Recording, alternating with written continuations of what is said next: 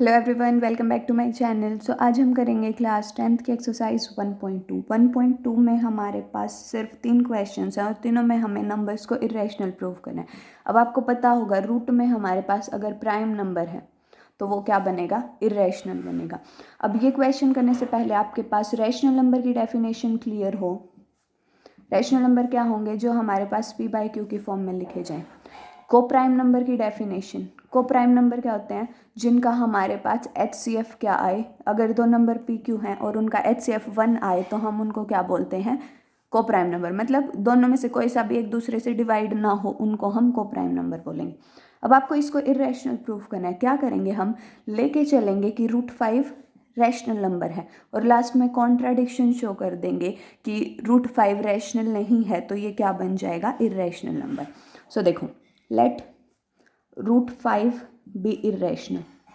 ये question paper में 4 number का ज़रूर पूछा जाता है, 4 का या 5 का, क्योंकि इस अब की बारी सिलेबस कट है तो बहुत इंपॉर्टेंट टॉपिक भी कट हुए हैं और इस चैप्टर में ये मेन है, तो ये ज़रूर करें। अब ये ज़रूरी नहीं कि √5 आए, आपके पास √2 भी आ सकता है और √3 भी आ सकता है। अगर कॉन्सेप्ट क्लियर है तो आप √2 और √3 दोनों के साथ कर सकते हैं।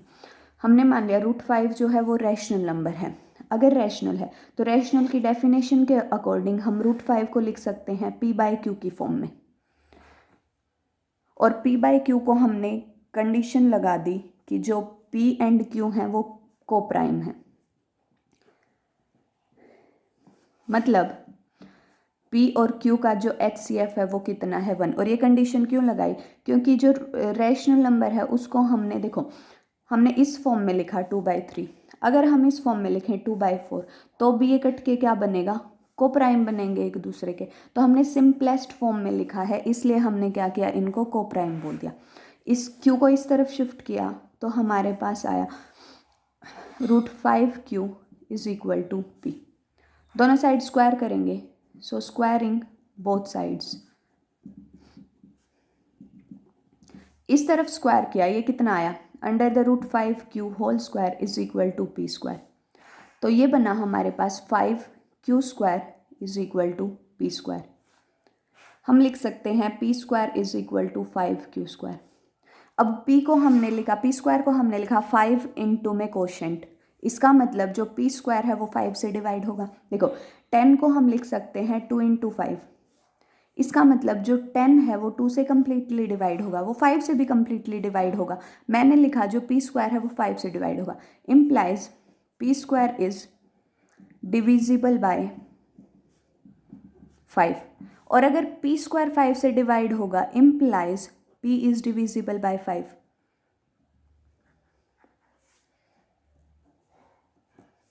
किसी नंबर का स्क्वायर हमारे पास 5 से डिवाइड होता है तो वो नंबर खुद भी 5 से डिवाइड होगा। जैसे ये नंबर था 10 है, 10 का स्क्वायर करेंगे, अगर ये 2 से डिवाइड हो रहा है, अगर स्क्वायर ख़त्म कर देंगे तो ये नंबर भी तो हमारे पास 2 से डिवाइड होगा, सो ये नंबर 5 से डिवाइड हो जाएगा। अब ये नंबर अगर P है, ये 5 से डिवाइड हो रहा है, तो हम इसको लिख सकते हैं 5 इंटू सम कोशेंट। मान लो उस कोशेंट को K ले लिया। अगर हमारे पास 10 2 से डिवाइड हो रहा है, हम उसको लिख सकते हैं 10 is equal to 2 into 5, that is 5 into K। ध्यान रखना, ये केस बना के चलो, जो 100 है वो हमारे पास 2 से डिवाइड होता है। 100 किसका स्क्वायर है, 2 का, 10 का। तो जब इसका स्क्वायर इससे डिवाइड होता है तो हमारे पास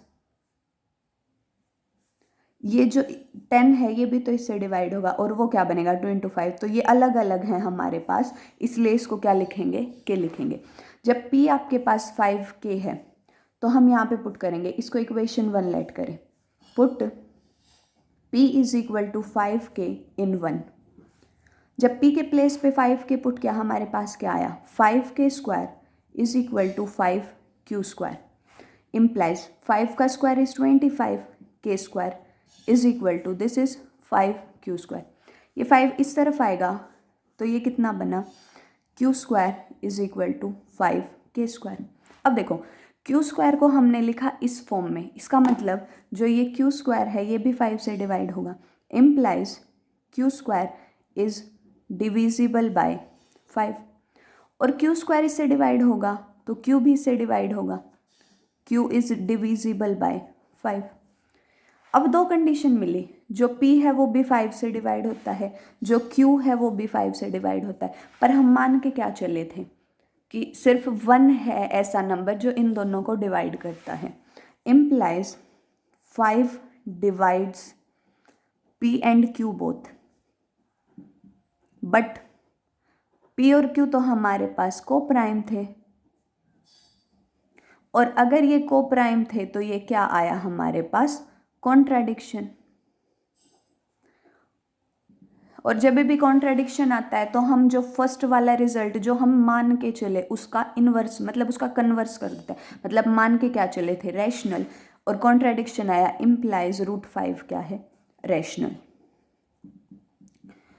सिर्फ कॉन्सेप्ट समझना आसानी से होगा। जैसे अगर यहाँ पे आपके पास √2 होता तो हम √2 को मानते, सेम आ जाता आपके पास कि जो 2 है वो हमारे पास इसको डिवाइड करेगा, 5 जहाँ पे उसके प्लेस पे 2 करेंगे, अगेन उसको ऐसे लिख सकते हैं तो हमारे पास ऐसे आएगा, ये रैशनल नंबर बनेगा।